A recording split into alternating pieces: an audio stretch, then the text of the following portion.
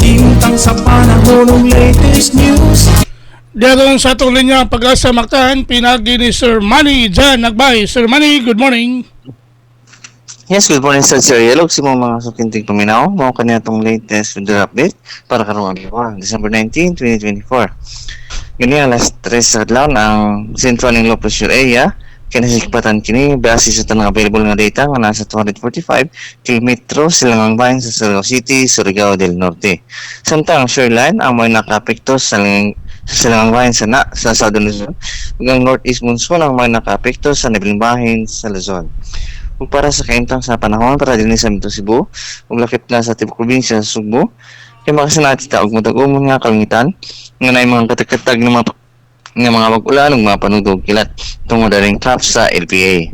Ug para sa kaintang sa hangin ug sa atong karagatan, tibok probinsya sa Sugbo kay makasinati og hinay ato nasa sa hangin nga nagagikan sa amin na silangan ngadto na sa amin ng kasadpan din balod sa atong karagatan mulinaw ngadto sa kasarangan ang mga pagbalod.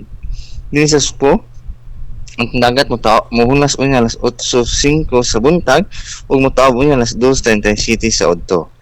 Temperatura din sa Sugbo karong adlaw magagikan sa 25 ngadto sa 30 degrees centigrado. Atong sunrise karong alas 5:55 sa buntag, atong sunset unya alas 5:27 sa hapon. Ug mo lang kanatong latest gikan diri sa butan sa Pag-asa diri sa Mactan kini si Manager Nagbay ay budak. Salamat Sir Manny. Advance Merry Christmas. Okay sir, good morning.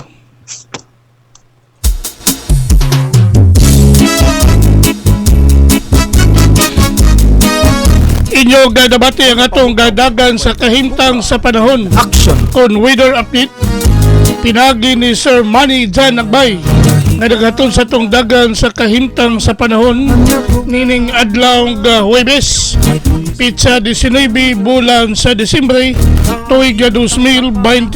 Latest news. Balita. Inyong gabati ang atong dagan sa kahimtang sa panahon. Gikan sa Pag-asa Mactan ug mayong buntag kanatong tanan. Bago.